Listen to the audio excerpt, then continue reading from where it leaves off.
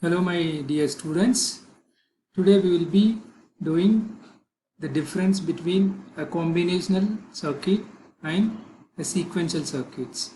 The circuits we have been doing till now were all combinational circuits, where the combinational circuit is defined as the combination of various logic gates to perform a certain function.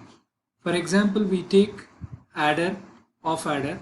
In the off adder, there are two bits to be added and you get a sum and a carry. The bit 1 and bit 2 are connected to XOR gate and also OR gate. These XOR gate gives us a sum and OR gate gives us a carry. But the one important thing we need to observe here is the output changes whenever the input changes. It need not remember anything from the past inputs or the past outputs, and it has no control of a clock. It just adds and gives an output. As soon as the input changes, the output changes, and the output at any instance of the time depends only on the latest inputs. So in another type of circuits, the output depends not only on the present or the latest inputs, but also depends upon the previous inputs, previous outputs, and also the clock. So in the combinational circuits, there is no control of timing. The timing is not involved in the combinational circuits, whereas in the sequential circuits, timing is also plays a major role. In the combinational circuits, there is no memory element, but in the sequential circuits, there is a memory element. So that is the main difference between a sequential and combinational circuit. That we can understand better by looking at this.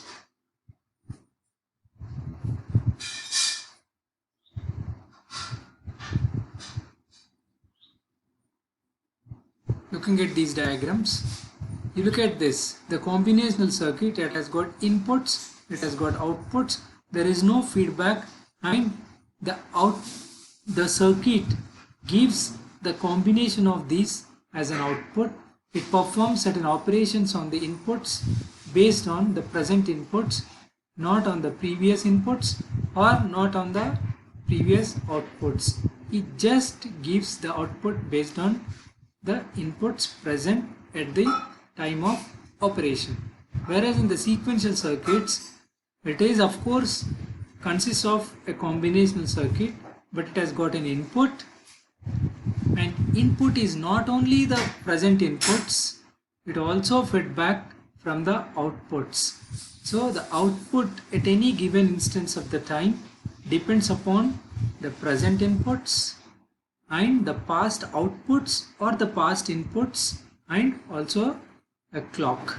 So that is the difference between a sequential circuit and a combinational circuit. So basically it requires, combinational circuit requires no memory, but a sequential circuit requires a memory, and it has got a clock and it also feedback. So in sequential circuits, there are two main types of elements. They are called either flip-flops or latches. So a sequential logic circuit must remember the past history of the inputs. It does this using basic two memory elements. One is latch and other one is flip-flop. So latch, the input, the clock input is level sensitive. So whenever the clock is on, the output may change multiple times as soon as the input changes. So the latch output may change anytime the input changes during the on period. Whereas in the flip-flop, even though the input changes during the on period or the off period, the output will change only when the clock changes from 0 to 1 or 1 to 0, or the output of the flip-flop changes only when clock changes from 0 to 1 or 1 to change, even if the input changes before that. Even if the input changes multiple times, but the output will change only when the clock changes. During the transition time, it changes. Whereas in the latch, it will change at any instance of the time as soon as the input changes. So that is the two important memory elements in sequential circuits. One is the latch, one is the flip-flop. So the output changes while clock is active, that is a latch. Output changes on only clock transition, that is a flip-flop. So as part of our discussion, today we will try to understand how a latch, a simple latch works, how it is built and how it works and what is its truth table. As an example, we will take a simple SR flip-flop. You can see the diagram here. This is the logical diagram of SR flip-flop. Here you have two NOR gates. One input is called as a reset and other input is called set, and the output of one of the NOR gates is fed back to the lower NOR gate, and the complement of this is fed back to this, to the upper NOR gate. So here this output and this output are complementary to each other. So this I can say is as a output and this is the complementary of output. So let us try to understand how does it work. How does it work? It is based on the NOR logic. What is the NOR logic? We can look at this truth table. This is the NOR gate logic. So when A and B both are 0, then only it will be, output will be 1. In other sense, if any one of the inputs is 1, any one of the inputs is 1, output will be automatically 0 irrespective of the other input. So this is the property we are going to use to understand this. So what is a NOR logic? If both our inputs are zeros, then only the output is 1, and if any one of the inputs of NOR gate is 1, output is going to be 0. So based on this principle, we will try to understand the NOR gate. So in the NOR gate, in the SR flip-flop, you can look at this. Say for example, let us consider that R is equal to 1 and S is equal to 0. So I'll put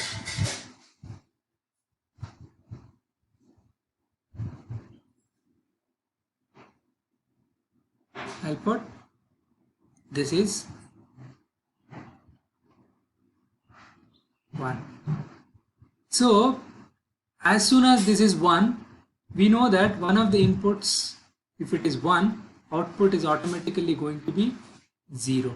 So this is going to be 0. So when this is 0, output is going to be 0. When this is 0, this is going to be fed here, and S is 0. S is 0. So this is 0 and 0. This becomes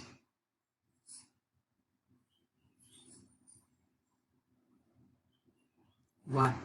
So look at this.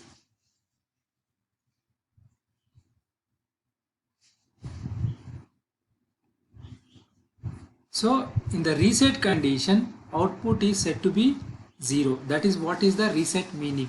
Set means output is set to 1. Reset means output is set to 0. It is reset. So reset means when the reset input is 1, this is going to be automatically 0, and this is 0, so this is 0, and the set input is to 0, so 0 0, this becomes 1, and this 1 is fed back here. This doesn't change this because this 1, any one of the inputs is 1, so automatically this is 0. So this is 1, 0, and this becomes 1. So this is called a reset condition. Reset condition means whenever the reset input is 1, the output is going to be 0 and the complementary of that is going to be 1. So this is how we understand the reset condition. Now if I want the set condition, if what I should get in a set condition, I am setting this to 1 and this to 0. So when I am setting this to 1 and this to 0, this is automatically 1. When this is 1, this is going to be 0. When this is 0,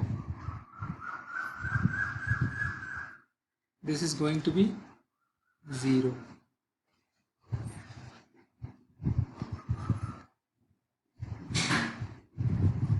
Then we know that reset is 0.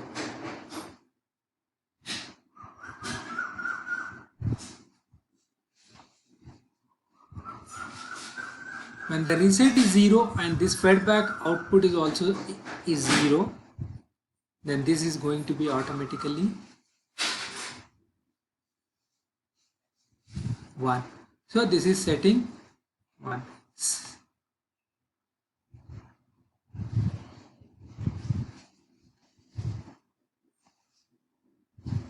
Right? So when the set input is 1, the output is going to be 1 and the complementary of that is going to be 0. So this is the set condition and the reset condition. In the reset condition, when reset input is 1, the output is going to be 0 and the complementary is going to be 1. In a set condition, if set is 1 and reset is 0, the output is going to be set to 1 and the complementary of that is 0. Now we will also try to understand when both are zeros. So when this is 0, this is 0. When this is 0, this is 0. We can say one of the inputs before applying the 0, 0 was, say for example, 1. I am just assuming that this is 1. If this one makes this 1 and this one makes this 0 and this 0 makes it 1. Instead of assuming this as 1, I will assume this as 0. So earlier it was 0. If this 0 and this is 0, both are 0, this becomes 1 and this 1 becomes 1 and 1 0 becomes 0. That means when the R and S both are zeros, when both are zeros, the output will not change. It will be as it is.